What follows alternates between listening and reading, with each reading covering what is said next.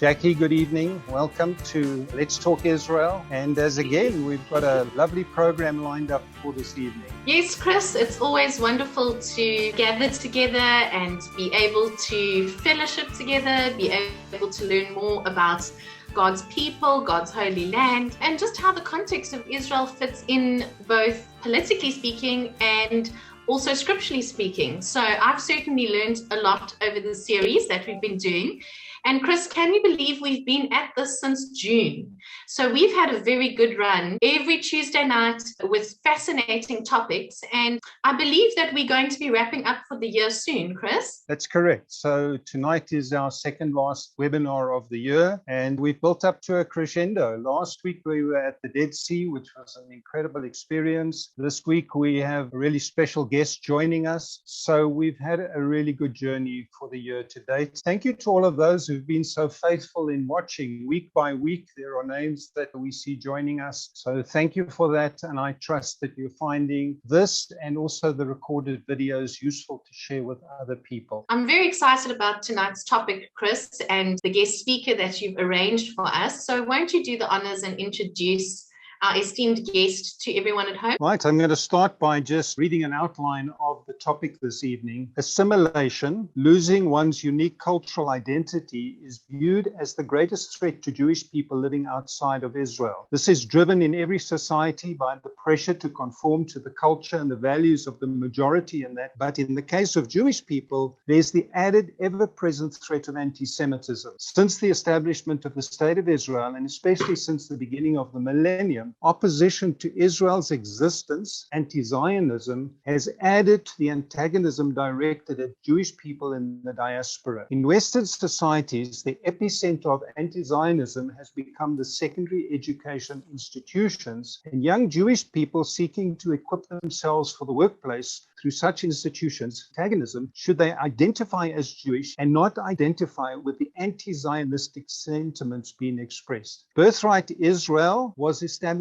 in 1999 by two visionary philanthropists led by Charles Bronfman and Michael Steinhardt to accomplish three main goals: to strengthen Jewish identity, to strengthen Jewish community, and to strengthen the connection to Israel. The vehicle for Birthright Israel are trips to Israel given as a gift to the recipients. Birthright Israel has impacted over 750,000 lives and may be the most important tool for the battle to counter assimilation. Our guest this evening, and welcome Zohar to join us. Zohar is the Vice President Education of Birthright Israel, has studied in the States and in Israel, and is Dr. Zohar Raviv. So Zohar, it's wonderful having you. Thank you for being with us, and tell us where you joining us from and a little bit more about yourself. Well, hello, Chris. Hello, Jackie. Thank you for hosting me, and hello, everybody else whom I cannot see, but I know that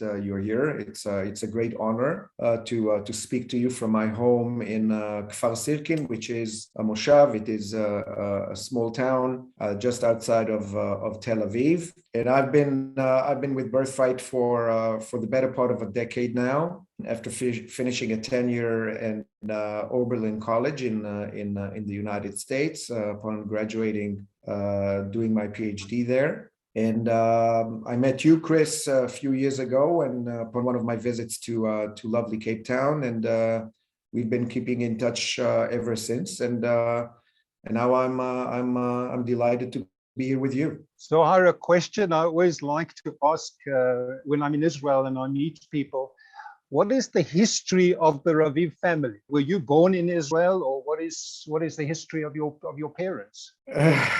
Well, actually, as it happens, my personal story actually is quite unique, I must say. My father is a seventh generation Israeli. His family moved from Spain in the 1700s to the city of Tzfat, and from there to Jerusalem. My father went as an emissary on behalf of the Ministry of Foreign Affairs to Iran, to Persia, in the late 60s, where he met my mother, where he was a bachelor. That's where he met my mother. My mother was the granddaughter of the chief rabbi of Iran at the time, Chacham Chaim Moreh. They fell in love, got married there. And I was conceived there. And when my mother was ready to give birth, my father actually demanded that they return to Israel. He asked the ambassador to give them leave to go to Israel so I can be born in Israel, so it can continue the generational lineage, and I would be the 8th generation. The ambassador, for whatever reason, could not do that. And so eventually they compromised, and I was born inside the Israeli embassy in Tehran. So officially I was born in Israel, although I was born in Iran. Wow. That is quite a story. Yeah, that should be in and of itself a Netflix documentary, I think so, huh? Yes. And at what age did you then eventually go to Israel? 6 months. 6 months. Ah, okay. Yes. No, I'm not. I don't have a vivid recollection of Iran. And I'm sure you've probably never been allowed back in either. I'm not allowed back. No. Very much.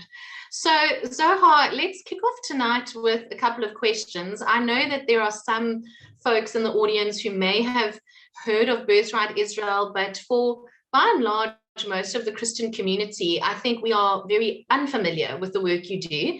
And partly it starts off, if you could explain to the viewers at home, because sometimes we hear these terms like the Jewish diaspora, we hear about assimilation. Perhaps you can just unpack those terms for us, and also then how that ties into Birthright Israel's context and the work that you guys do. Okay. So basically, in the greater history of the Jewish people, the land of Israel has always been seen as the Jewish homeland, irrespective of the land which is your contemporary home. In other words, the aspiration to return to Israel after the expulsions of 3,000 and 2,000 years ago has always been part and parcel of the Jewish collective memory. And in 1948, where this incredible miracle of the reestablishment of the state of Israel had taken place, there were 600,000 Jews living in Israel at the time. And Israel, of course, opened its gates to every Jew who wishes to join or to make aliyah, as we say in Hebrew, to ascend back to the Holy Land. There were hundreds of thousands and millions who did so, and hundreds of thousands and millions who decided, for whatever reason, to stay wherever they were. And those are called diaspora. In other words, those are called the communities, Jewish communities that live outside of Israel. Today, demographically speaking, we are talking about pretty much a 50% ratio between Jews living in Israel and the rest of the Jewish community living outside of Israel in the diaspora. So about 50% of the Jewish people today live within Israel, and the other 50% live outside of Israel. 73 to 75% out of those 50% living outside of Israel live in North America, and the rest of the 25% live throughout the world. Now, to the second part of your question, as Chris had mentioned, obviously, from a Jewish historical perspective, for a people who had lived for most of the past 2 millennia as minorities within different host countries, the question of sustaining one's identity, both on an individual and communal level, has obviously been a major question. And for the Jewish people throughout history, there were different ways of responding to that challenge, from the very radical, and I'm not saying radical here is a judgment, but rather it's an observation, from the very radical response of really kind of ghettoizing oneself within the boundaries of Jewish life in a shtetl format. In other words, the Haredi, the ultra-Orthodox, that comes and says, we have to continue living according to the Jewish law, and the essence of being Jewish is about being different, and that means separating oneself to one's best, to the best of one's ability from the overall community in order to preserve one's identity, all the way to the other radical that comes and says, I will be Jewish at home, But for the rest of the time, I want to, as Chris has put it very eloquently, assimilate into the overall community in which I live, because I'm a member of that community. I love that community. I want to be part of that community. I don't want to be that different. And within that, these corners, everything in between. And as a matter of fact, the living state of Israel still manifests precisely those responses, even in its current contemporary social fabric. When you come to Israel, you will see all of these manifestations of Jewish life, from the most adherent religiously to the more secular, open, yet within a Jewish context. Birthright Israel was launched, as Chris mentioned, at the very end of 1999, in order to respond to three pressing challenges. One of them is, as we just mentioned, persistent assimilation, whose price was now getting really withdrawn from any form of Jewish identification, any form of Jewish communal association, and so on and so forth. And the other one was, of course, association with Israel, both as a land and a state. And I'm making a distinction between the two, because the land of Israel is a more romantic, theologically induced, religiously induced concept, whereas the state is a living, organic, modern, Western, democratic entity, which builds up on this romantic theological concept, but lives right now, right here, with all of the assets and all of the challenges. And Birthright Israel aimed to present to a very large cohort of hundreds of thousands of young Jewish adults from the ages of 18 to 26, this landscape with all of its intricate, diverse manifestations. I want to just pick up on something that you mentioned, Zohar. So you said that 70% or the majority of the Jewish diaspora is in Northern America. And I was quite shocked to hear that statistic, because quite often one sees very secular, liberal, anti-Zionist Jewish people in America, which is quite a shock to many Christians, many Zionists across the board. If there's such a large Jewish contingent in North America, why do you think so many have gone the other way and perhaps departed from their allegiance to the land and or the state of Israel? Okay, Jackie, that is indeed a humongous question that warrants really warrants a lecture in and of itself. I'll try to address it in a number of very, very broad strokes, with your permission. And I'm saying right now to you and to Chris that I'll be more than happy to delve deeper into this if your people are interested at another opportunity.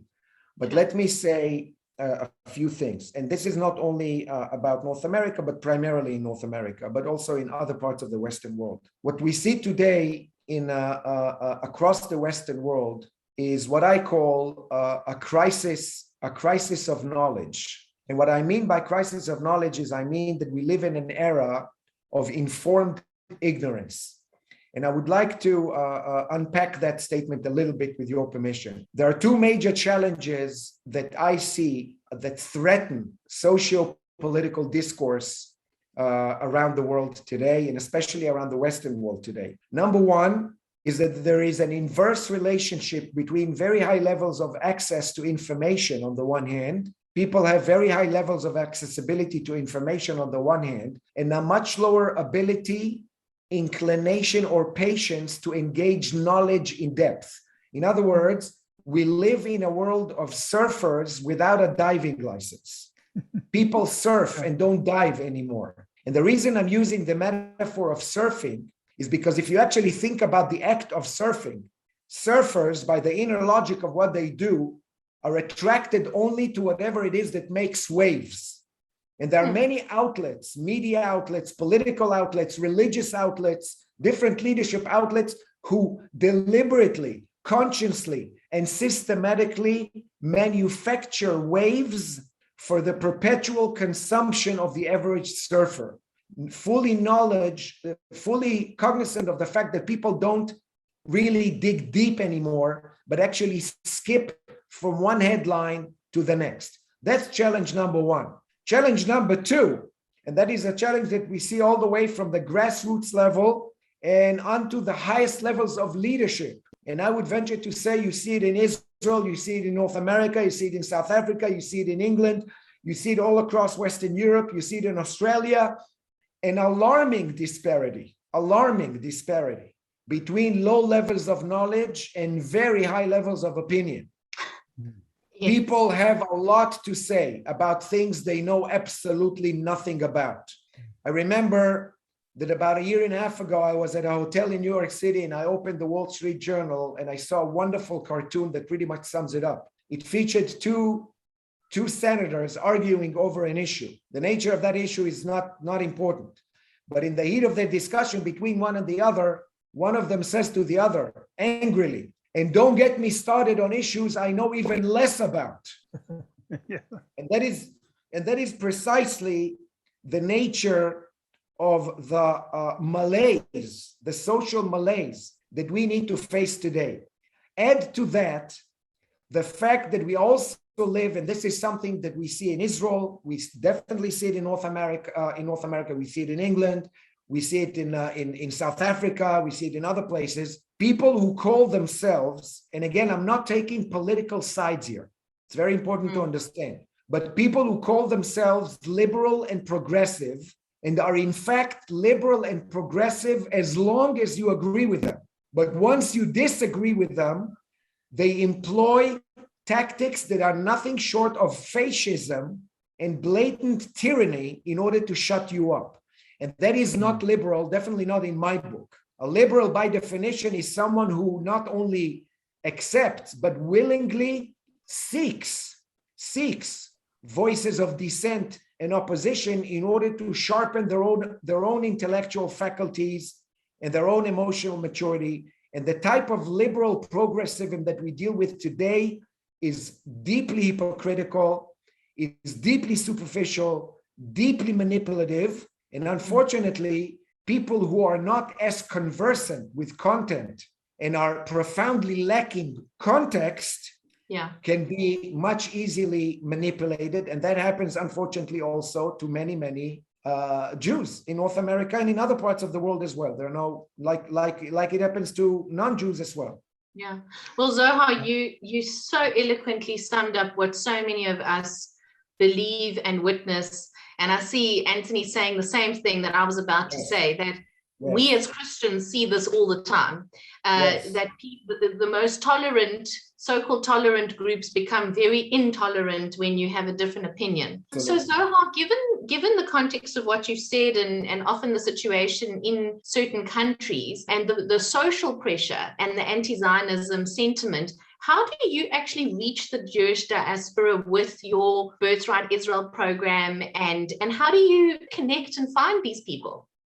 Okay, so again, these are humongous questions, and good on you. I mean, these are great questions. I'm just frustrated that I won't be able to address them in the depth that they deserve. But again, in very broad strokes, first of all, Birthright presents itself as a gift of the Jewish people to the next generation, and it is a gift that basically comes and says to the young Jews worldwide that Judaism is first and foremost an invitation and not an expectation. In other words, we invite you to join the discussion, to voice your opinion, to become familiarized with other voices than your own, and most importantly, to understand that from a Jewish standpoint, unity among Jews has always been a value, whereas uniformity between Jews has never been a value. In other words, if you disagree with others, that's actually a blessing and not a threat. We come and say to them that the Jewish mindset has never been threatened by difference in opinions. What we are afraid of is indifference. In other words, apathy, those who will not join the table. So therefore, Birthright is first and foremost an invitation to become an active member of an ongoing story. And that's something that young people respond to very warmly. Second point is that we impress upon our young Jewish generation that Israel, and that is not only to Jews, this is something I'm openly saying to you as well. Israel is a state of ideals and not an ideal state. That's good. In other words, there is no such a thing as an ideal state. And Jackie, in fact, if you look at history, you'll find that whenever any leader in history uttered the word ideal state, he or she were either fascists or non-democratic in any other kind of shape or form. In other words, those who speak of an ideal state have absolutely no ideals behind them. And we come and say the exact opposite. Israel is a state of ideals, not an ideal state. And now let's visit, critique, see it for what it is with its assets and challenges based on that.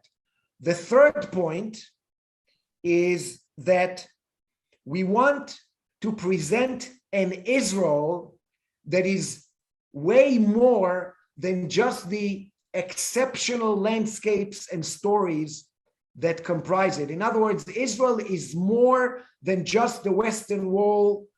Israel is more than just Masada. Israel is more than just the Dead Sea. Israel is more than Yad Vashem. Israel is more than the Church of the Holy Sepulchre. It is more than those extraordinary sites. Or in other words, we want to demonstrate to participants the extraordinary value of ordinary life. In other words, that Israel is a living, organic, modern, kicking entity with good things, with bad things, with challenging things. But it is the miracle of Israel actually lies in the fact that it's a normal country and not only a holy land. And that's another thing that captivates the imagination of participants, because we want to show them that Israel is not only a place for inspiration, but also a place for aspiration. And that you can become involved with Israel also through your professional interests, hobbies, to find love, to raise a family, to do a lot of so-called normal things, and not only keep it on the romantic level of affiliation. Wonderful. So, Chris, I think you should take over for a little bit, because the questions are bubbling here. Zohar, I feel like a passion has come alive in my heart because I'm a political major. That was my background, political journalism, and I just love chatting to you. But Chris, over to you with some other questions quickly. So I want to pick up on actually a visit that you were a part of when we brought one of our delegations of leaders to Israel. And there was a dynamic that occurred which really echoes what you said. And that is that the leaders came and they were across the sort of the spectrum, but I would describe them all as thinking people and people who arrived with a sense of they know a fair amount about Israel. And I think many of them, obviously washed by this sort of the narrative that's prevalent in South Africa, as is the case elsewhere around the world, sort of almost bracing themselves and saying, idealistically, we stand with Israel, but we're going to encounter things in Israel, for instance, the threat of encountering apartheid and things like that. But, you know, from a faith point of view, we will stand with Israel. And yet, as they were exposed to Israel and through the voices of doctors in hospitals, ordinary people, the experience of you speaking to the group as well, that was what really transformed their take on Israel.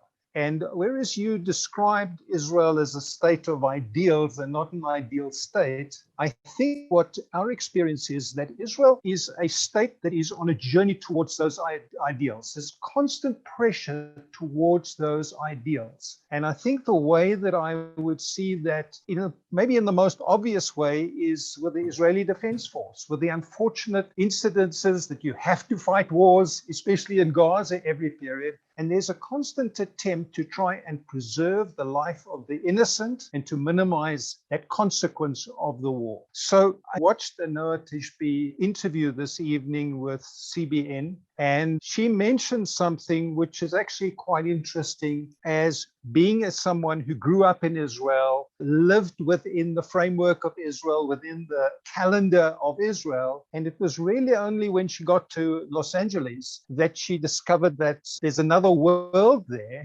And in this world, your Judaism and the framework that you live in, which is just part of the air in Israel, is not the same in the diaspora. So in a sense, the interaction of you bringing people into Israel also almost has a flip side, which is the exposure of Israelis to being in society elsewhere.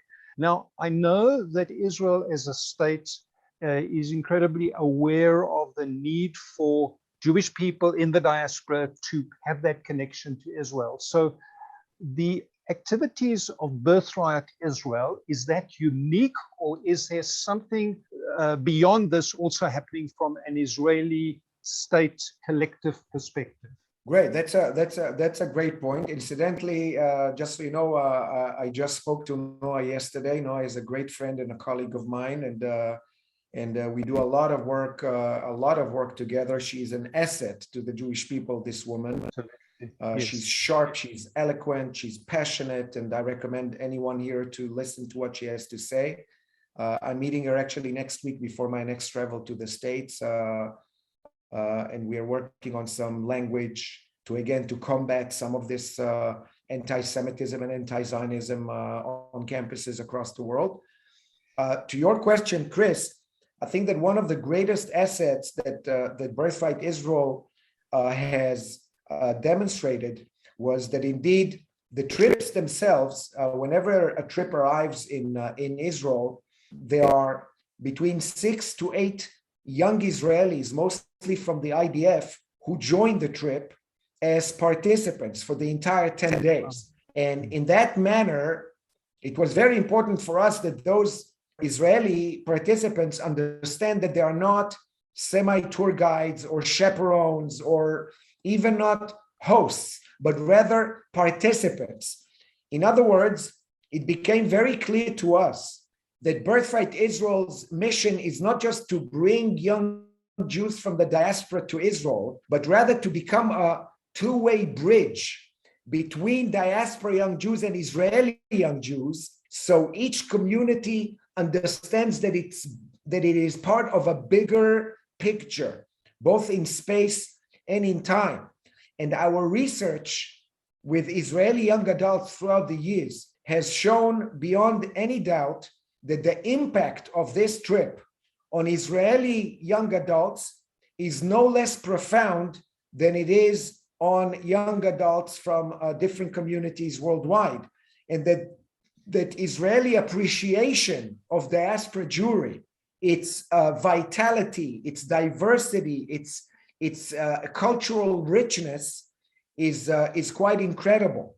And in that respect, Birthright Israel is really unique. And when we say that Birthright has to date brought now we are talking about close to 780,000 young Jews to Israel, 100,000 of those are Israelis.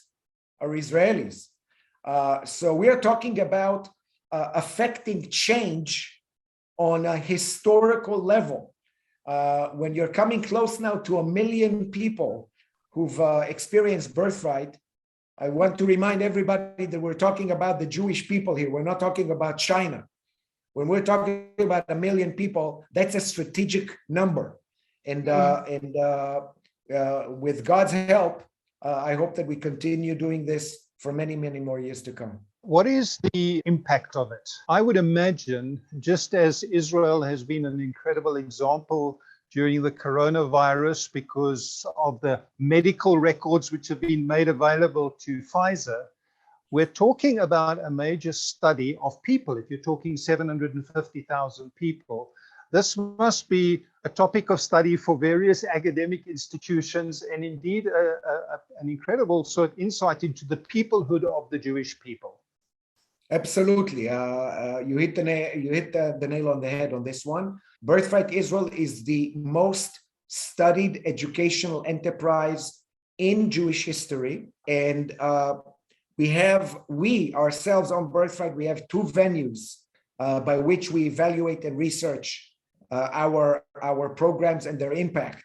We have the evaluation venue that is conducted here in Israel through the Zold Institute, which is the largest educational evaluation institute in Israel, which pretty much brings inspectors into our trips. We measure 25% of all of our trips with people who actually join the bus for anything from 1 day to the full 10 days and give us a report about the educational process that takes place through a very, very, very strict protocol that we wrote in order to see whether our goals, objectives, and standards are being met on the highest level possible with each and every group. So this is what we call a process evaluation.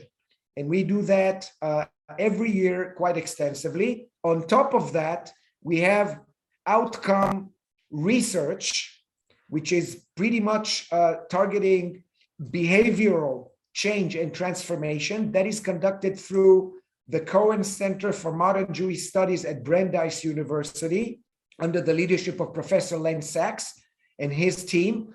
And what they do for us is that they conduct short, medium, and long-term impact of the program on behavioral changes, meaning marrying within the faith, raising your children Jewish, having interest in reading Israeli media, having interest in being in touch with Israelis, coming back to Israel in a private way with a spouse, with their child, with your parents, and so on and so forth. And also in terms of changing attitudes towards Israel. Are you more skeptical to the inflammatory, manipulative rhetoric that runs rampant on campus or beyond? Are you a vocal advocate of Israel in your own landscape, and so on and so forth? And the findings, I must say, have been quite overwhelming. In other words, we're talking about an increase, for example, of 40%, 40%. Birthright graduates are 40% more likely to marry Jewish. They are 74% more likely to want to raise their children Jewish. 40% of Birthright graduates return to Israel within 5 years of their trip on a private trip, either to continue studies in Israel or with a spouse or with their parents, and so on and so forth, many of whom keep in very close touch for many years with their Israeli peers from the group. Many of them are exposed to Israeli and other media outlets that talk about Israel in a more complicated, more nuanced, better contextualized way.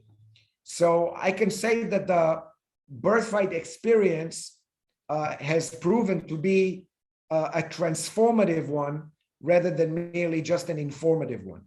So Zohar, I want to just jump in there and ask you a couple of practical questions. Firstly, it's quite obvious from what you've said that Birthright Israel specifically is for young people. What is the age group of people? Are they high school, university students? And then secondly, how long is a typical program or visit or tour, whatever word you would use to describe it?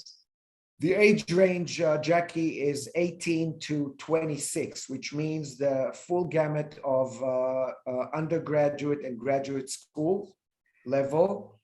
We have experimented for 3 years with an extended age of 27 to 32. Once the demand for Birthright has become so large, and we started accepting those who missed on the first round of 18 to 26 and still wanted, so we allowed 27 to 32 to also come. The trip is usually, the educational journey in Israel usually is a 10-day unit. So it's 10 days. And of course, the question everyone wants to know, so who funds all of this? Okay, the funding for Birthright, the budget for the annual budget of Birthright Israel stands at roughly $150 million US dollars a year. We bring, and now of course I'm talking not in a COVID era, but on normal normally. Birthright Israel brings 50,000 participants annually from 68 countries worldwide. Each participant costs roughly $3,000. In the post-corona era now, it is becoming evident that each participant is going to cost $4,500 because we have now to adhere to very, very strict health and safety regulations, lower numbers of participants per bus, lower numbers of participants per hotel room. So that, of course, brings the costs much, much higher, but we are going to address that issue and find the necessary funds. And the funding comes from three main resources. Number one is a few mega donors, like the ones that Chris had mentioned, Michael Steinhardt, Charles Bronfman, Sheldon Edelson, Lynn Schusterman. These are mega founders that they give tens of millions of dollars, and incredibly philanthropic, gracious individuals and foundations. That's 1/3. The second third comes from the state of Israel, which means it comes from the taxpayers' money here in Israel. That's a statement in and of itself. In other words, the state of Israel has a stake in this program. So all Israelis' taxes are also going to that.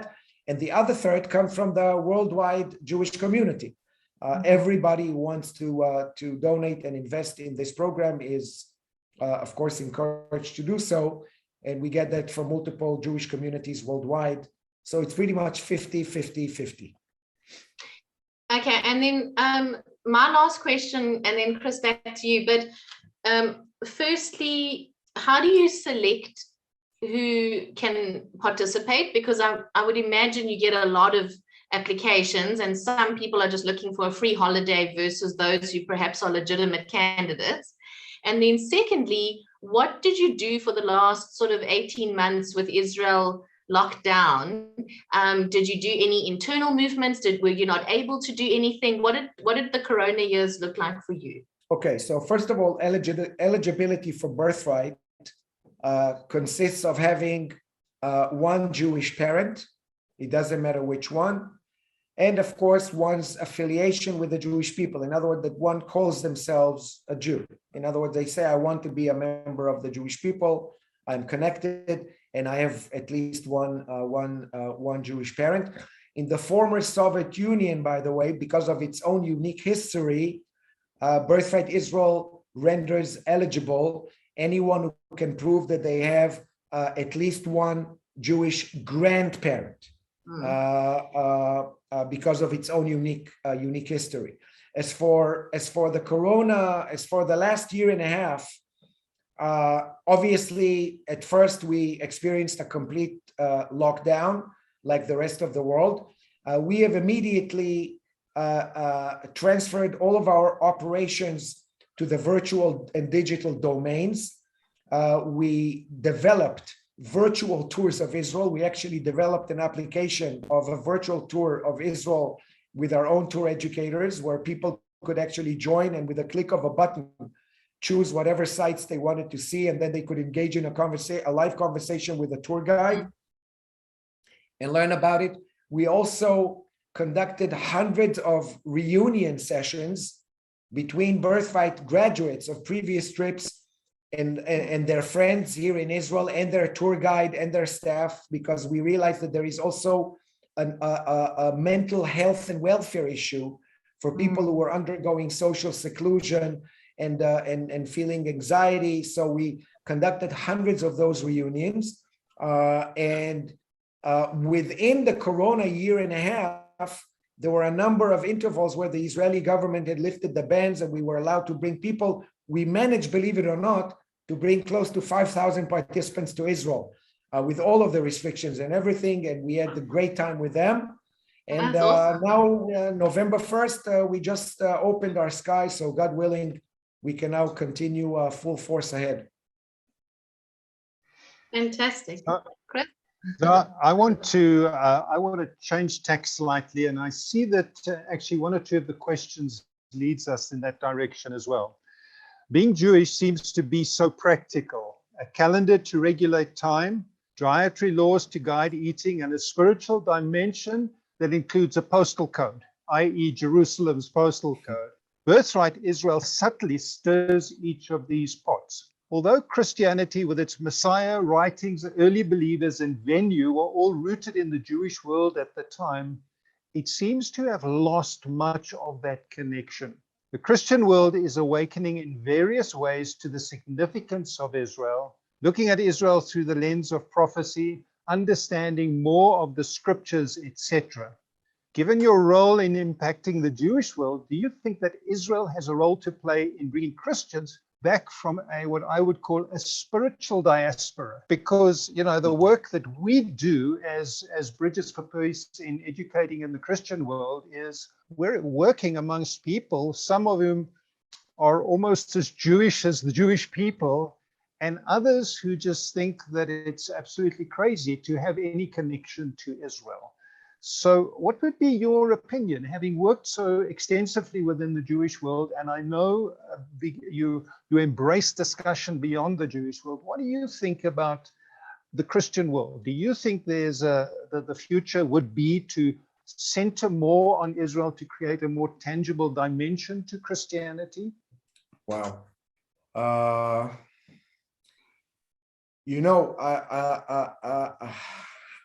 I will say this, I'm a profound believer in God, and I'm a profound believer in God as what I call an ethical, moral imperative. And by saying I'm a profound believer in God as an ethical and moral imperative, I believe that the God in whom I believe transcends names and transcends religious expressions. In other words, whatever religious expression you want to have vis-a-vis your relationship with that God is none of my business, because all of them ultimately point in the same direction. In other words, there cannot be more than one. So whenever I have discussions with fully fledged atheists, I always tell them, I never met anyone who is more obsessed with God than a true atheist. Now, why am I saying this? A Jew, a Christian, or whatever you may be, I believe in the context of the Judeo-Christian theological constitution, whatever your relationship with Israel may or may not be, experience it first and then cast judgment. In other words, you cannot say something intelligent about anything, in my opinion, without experiencing it first. Just like I won't marry anyone just based on a photo or an article in the newspaper, but I will actually want to spend time with that person. The same thing goes for a landscape, and that for me very much has common between Judaism and Christianity. Israel in the Judeo-Christian landscapes, Israel is a theography, not a geography, but a theography.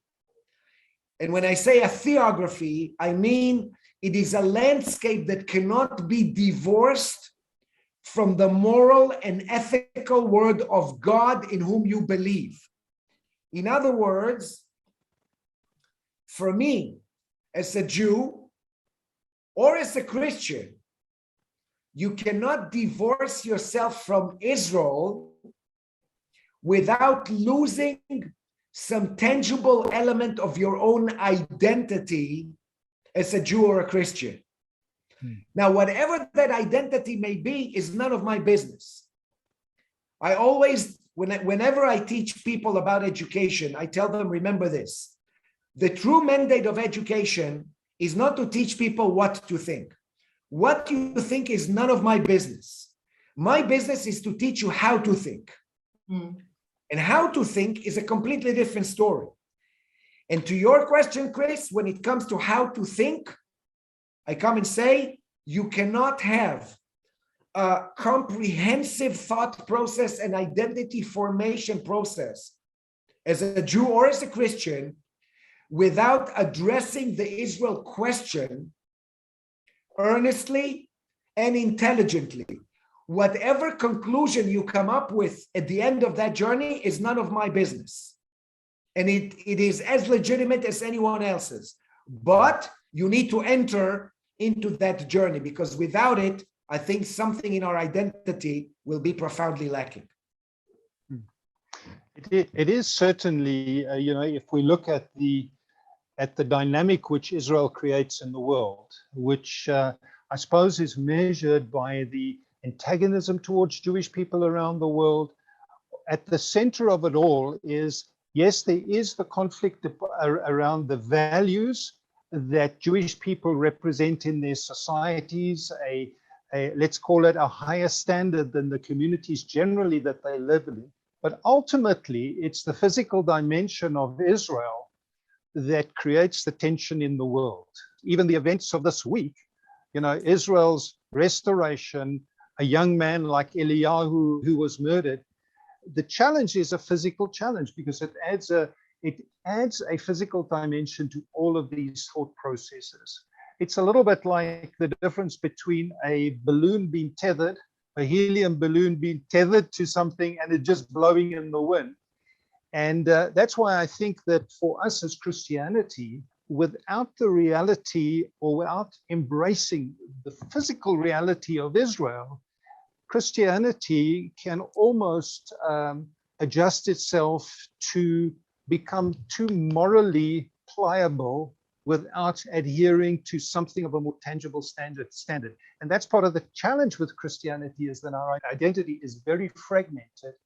And maybe one of the reasons as well within the church, which I've encountered in South Africa, certainly amongst people who sort of are portrayers of liberation theology and things like that, they resent the notion that you introduce a physical entity like Israel is, because it shuts down the scope of what they have broadened their theology to embrace, calling it Christianity at the same time. Yeah, you're touching upon, I applaud people who want to be open-minded. Being open-minded is a great trait. But I always remind them, if you want to be open-minded, make sure you acquire a mind first. In other words, there is a very fine line between being open-minded and losing your mind. In other words, you need to have some sort of a stand on something. You need to have some sort of a backbone, which can then allow you to be flexible, to be dynamic, to even fluctuate to a certain degree without losing, like you use the metaphor of being a tethered balloon. I'm calling it a flexible tree. A tree that is flexible is able to be flexible because it has very, very strong roots. So whereas I applaud open-mindedness, I always remind people, open your mind by all means, but acquire a mind and have a statement about something and stand behind it. Because otherwise, what is true for you today may be false for you tomorrow, and your morality becomes the currency of fashion rather than the currency of the soul. And that's a very, very, very dangerous place to be in. When morality becomes the currency of fashion, that's usually when we see things turning sour. Yeah. Well, Zohar and Chris, I certainly think tonight's been so insightful, and there's a lot more that we can speak about. There are one or two questions that I want to address as we bring this webinar to a close. So the first question, Zohar, is Cheryl asks, do you assist people to try and find out if they have Jewish roots via DNA testing, or can you perhaps advise of an organization, a reputable one that someone could look into?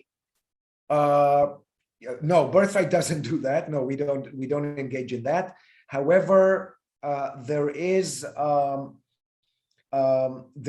in the ANU Museum, ANU Museum in Israel, Museum of Diaspora, there is the My Heritage, there is a genealogy project, and there is also the My Heritage. I think it's a website, myheritage.com, which investigates lineage and finds certain routes.